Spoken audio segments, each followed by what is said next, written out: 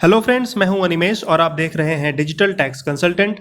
आज के इस वीडियो में हम जानेंगे 5 फाइनेंशियल रूल्स जो कि 1 अक्टूबर 2020 से इफेक्टिव हैं। सबसे पहले हम जानेंगे टीडीएस, टीसीएस और इनकम टैक्स के रूल्स। फिर हम जानेंगे जीएसटी में क्या क्या चेंजेस हैं। उसके बाद हम आएंगे एफएसएसएआई ने क्या नए रूल्स को एप्लीकेबल कराए हैं। उसके बाद हम डिस्कस करेंगे डेबिट और क्रेडिट कार्ड के रूल्स। फिर हेल्थ इंश्योरेंस को हम लास्ट में डिस्कस करेंगे क्योंकि एक तो आईआरडीआई ने काफी सारे चेंजेस लाए हैं और दूसरा हेल्थ के मामले में हम इंश्योरेंस को प्रायोरिटी बाद में ही देते हैं, वो भी सिर्फ टैक्स बेनिफिट के लिए, इसलिए मैंने इसको सबसे लास्ट में ही रखा है। काफी इंपॉर्टेंट डिटेल्स शेयर करने वाला हूं तो वीडियो के एंड तक जुड़े रहिए। वीडियो स्टार्ट करने से पहले एक रिक्वेस्ट है, चैनल को सब्सक्राइब कीजिए ताकि लेटेस्ट टैक्सेशन और फाइनेंशियल अपडेट आप लोगों तक पहुंच सके। वीडियो अच्छी लगे तो लाइक कीजिए और शेयर जरूर कीजिए। तो चलिए स्टार्ट करते हैं आज का ये वीडियो। सर्कुलर नंबर 17 ऑफ 2020 में सेक्शन 194O जो कि टीडीएस का सेक्शन है, इसे एप्लीकेबल कर दिया गया है 1 अक्टूबर 2020 से। ये सेक्शन डील करती है ई कॉमर्स ऑपरेटर्स के साथ जैसे Amazon, Flipkart etcetera. Finance act 2020 में इस सेक्शन को इंसर्ट किया गया था। इस सेक्शन में बताया गया है कि ई कॉमर्स ऑपरेटर्स को उनके सेलर्स के सेल से 1% टीडीएस डिडक्ट करना होगा। इस पेंडेमिक की वजह से फिलहाल टीडीएस रेट को 1% की जगह 0.75% कर दिया गया है। इस टीडीएस डिडक्शन की थ्रेशोल्ड लिमिट 5 लाख रुपए है। ये लिमिट देखनी है आपको 1 अप्रैल 2020 से 30 सितंबर 2020 के बीच।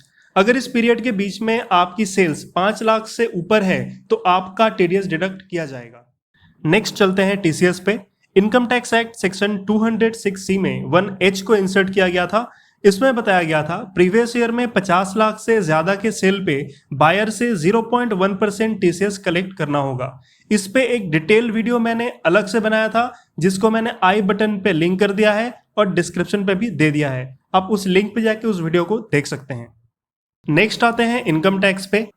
कोविड-19 के सिचुएशंस को समझते हुए फाइनेंशियल ईयर 18-19 के इनकम टैक्स रिटर्न की ड्यू डेट को भी एक्सटेंड कर दिया गया है 30 नवंबर तक, जो कि पहले 30 सितंबर तक थी। इससे टैक्स पेयर को काफी राहत मिलेगी, लेकिन एक बात मैं रिमाइंड करा दूं कि बिलेटेड रिटर्न्स पे पेनल्टी भी चार्ज की जाती है। नेक्स्ट आते हैं जीएसटी पे। The central board of indirect taxes and customs ने भी कुछ अपडेट्स किए थे ई इनवॉइसिंग को लेकर, जहां उन्होंने ट्वीट किया था B2B बिजनेसेस में जिनकी टर्नओवर 500 करोड़ से ज्यादा है उनके लिए ई इनवॉइसिंग 1 अक्टूबर से एप्लीकेबल हो जाएगा, जो कि हो चुका है। जहां सप्लायर्स को अपने इनवॉइसेस में QR कोड को डालना कंपलसरी होगा और B2C बिजनेसेस के लिए ये 1 दिसंबर 2020 से एप्लीकेबल होगा। सीबीआईसी ने फाइनेंशियल ईयर 2018-19 के लिए जीएसटीआर 9 और जीएसटीआर 9C के डेट्स को भी एक्सटेंड कर दिया है 31 अक्टूबर तक। नेक्स्ट आते हैं एफएसएसएआई पे। एफएसएसएआई ने कंज्यूमर्स के हेल्थ को ध्यान में रखते हुए 2 चेंजेस लाए हैं। पहला, सरसों के तेल में मिलावट को बैन कर दिया गया है। पहले कंपनी ज्यादा प्रॉफिट कमाने के चक्कर में सरसों के तेल में पाम ऑयल, सोया ऑयल और भी कई सारे वेजिटेबल ऑयल्स को मिलाकर बेच देते थे, जिससे कंज्यूमर्स के हेल्थ को भी नुकसान पहुंच सकता था। बट अब ऐसा करने पे डेजिग्नेटेड ऑफिसर एक्शन ले सकता है। तो जो लोग इस वीडियो को देख रहे हैं, बीवेयर, अगर पकड़े गए तो आपके अगेंस्ट स्ट्रॉन्ग एक्शन लिया जा सकता है। दूसरा, पहले स्वीट सेलर्स यानी मिठाई बेचने वाले अपनी अनसोल्ड मिठाइयों को उतने दिनों तक रखते थे जब तक वो बिकते नहीं थे, लेकिन अब एफएसएसएआई लाइसेंस होल्डर मिठाई दुकानदारों को नॉन पैकेज्ड और लूज मिठाइयों के बेस्ट बिफोर डेट्स भी दिखाने होंगे, नहीं तो फूड इंस्पेक्टर उनके अगेंस्ट एक्शन ले सकते हैं। अब आप बेस्ट बिफोर और एक्सपायरी डेट में कंफ्यूज हो रहे होंगे, तो चलिए इस कंफ्यूजन को दूर करते हैं। एक्सपायरी डेट के बाद कोई भी प्रोडक्ट यूज करने या खाने लायक बिल्कुल भी नहीं रहता, उसे डस्टबिन में डाल देना ही ज्यादा बेटर ऑप्शन होता है, क्योंकि इस प्रोडक्ट का एक्शन एक्सपायरी डेट से पहले तक ही कारगर रहता है। अब देखते हैं बेस्ट बिफोर को। इसे एक एग्जांपल से समझेंगे। मान लीजिए किसी कंज्यूमेबल यानी खाने वाले प्रोडक्ट की मैन्युफैक्चरिंग डेट 16/1/2020 है और उसकी best before date 8 months from packaging और मैन्युफैक्चरिंग दी गई है, यानी मैन्युफैक्चरिंग के 8 महीने पहले तक इसकी क्वालिटी नेचुरल थी। लेकिन आप जब इसी प्रोडक्ट को खरीदेंगे तब हो सकता है उस प्रोडक्ट की shape, size, freshness, taste, aroma, nutrients, ये सारी चीजें बरकरार ना हो, लेकिन वो कंज्यूमेबल यानी खाने लायक या फिर यूज करने लायक रहेगी। 1 अक्टूबर से ये रूल इफेक्टिव हो चुका है। FSSAI वाले मिठाई दुकानदारों को अब बेस्ट बिफोर वाला टैग लगाना होगा अपने मिठाइयों में। अब आते हैं RBI के गाइडलाइंस पे। RBI ने डेबिट कार्ड और क्रेडिट कार्ड के लिए नए रूल्स जारी किए हैं जो कि 1 अक्टूबर 2020 से एप्लीकेबल हो चुका है। पहला, अब जो भी बैंक्स नए डेबिट और क्रेडिट कार्ड इशू करेगी वो सिर्फ डोमेस्टिक यानी Indian transaction, shopping point of sale और ATM यूज के लिए ही एप्लीकेबल होगी।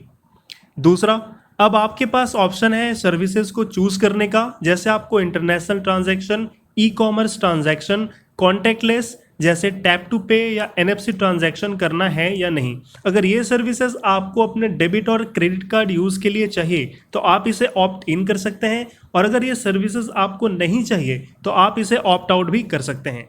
नंबर 3, पहले डेबिट या क्रेडिट कार्ड में ट्रांजैक्शन लिमिट सेट करने की ऑप्शन नहीं थी, लेकिन अब RBI ने ये ऑप्शन भी अपने कस्टमर्स को दे दिया है।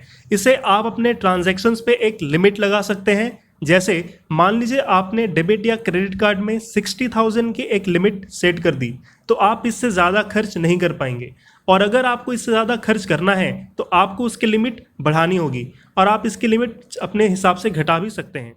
नंबर 4, RBI ने सभी बैंक्स और कार्ड इशू करने वाले कंपनीज को ये निर्देश दिया है जो भी customer domestic, international, online transaction या कॉन्टैक्टलेस ट्रांजैक्शन नहीं यूज कर रहे हैं उनकी ये सभी फीचर्स को डिसेबल कर दिया जाए। यानी जो भी कस्टमर्स इस तरह के ट्रांजैक्शंस यूज नहीं कर रहे हैं उनके डेबिट या क्रेडिट कार्ड से ये सभी फीचर्स को डिसेबल कर दिया जाएगा 1 अक्टूबर 2020 से।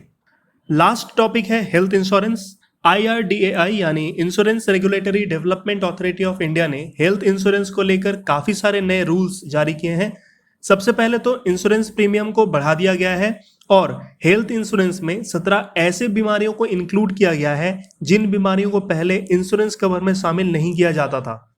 नए हेल्थ इंश्योरेंस के तहत किन बीमारियों को इंक्लूड किया गया है? कोविड-19 को तो बहुत पहले ही इंक्लूड कर लिया गया था। इसके अलावा mental illness, genetic disease, psychological illness, neuro disorder, oral chemotherapy, robotic surgery, stem cell therapy और भी इसी तरह के बीमारियों को इंक्लूड किया गया है न्यू हेल्थ इंश्योरेंस के अंडर। नए हेल्थ इंश्योरेंस के अंदर कौन सी बीमारियों को प्री एग्जिस्टिंग माना जाएगा? अगर डॉक्टर ने 4 साल पहले किसी बीमारी को आइडेंटिफाई किया था तो इंश्योरेंस कंपनी उसे प्री एग्जिस्टिंग डिजीज या एलिमेंट मान लेगी।